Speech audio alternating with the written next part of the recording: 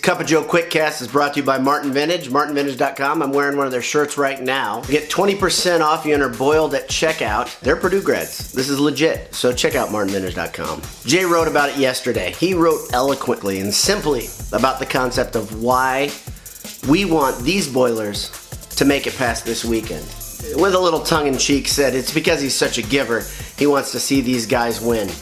But there's a lot of truth behind this. Has there ever been a more likable Purdue team? I can't remember one. I'm only 42 years old though. Maybe older Boilermakers out there can remember them.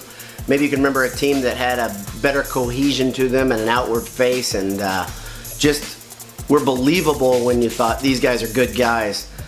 But this Purdue team, man, I am loving the fact there's so much coverage on them. There's so many articles developing their personalities even further than we already knew. The stories we're hearing are just great. Matt Harms being a big fan of dinosaurs. PJ Thompson being an awful driver.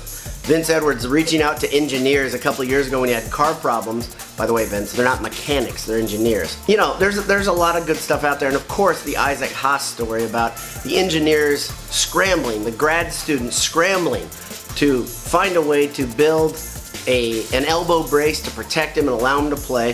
Spending an all-nighter before FedExing the newly built brace to Isaac in Boston. My gut says this guy's not playing, and if he does, it's only be like 1 or 2 minutes. If you watch practice, you know, the fleeting practice footage that's out there of Isaac, it's not great. He's really hurt. His elbow is really broken. He has not had surgery yet, and Painter is not optimistic. But as Painter so eloquently put, Haas looks like a guy who just wants to be with his friends down this stretch run. That's really it. And so similarly, we don't want to see the stretch run end. We don't want to see this group of seniors not play in black and gold anymore. Granted, we always want to see Purdue advance in the tournament, but this year is special. This team is special. This group is special. They've got a Sweet 16 under their belt. They're in Boston for the Sweet 16. They'll play tonight around 10 p.m. It would be amazing to see them make it to that next weekend, especially with what's happening right now as higher seeds are falling like flies. It's a crazy tournament. It's wild. We saw Loyola advance to the round of 8. Sister Jean, of course, maybe the mascot of the tournament. The second mascot probably is going to be Isaac Haas and his elbow. What's going to happen tonight? Well, Texas Tech is athletic. Texas Tech is a lot like the old Ohio State teams from a couple years ago. They've got a lot of guys that are similar height that can be swapped in and out. They got a lot of athleticism. They got some strength. They've got Evans, who is a great scorer. There's some real weapons to deal with, and this team is scary.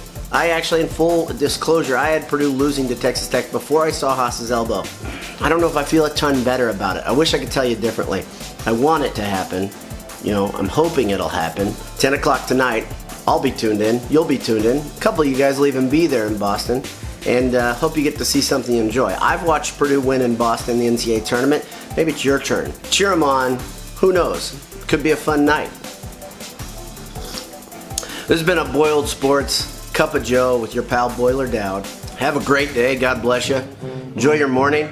Mom, thanks for watching. BS all the time.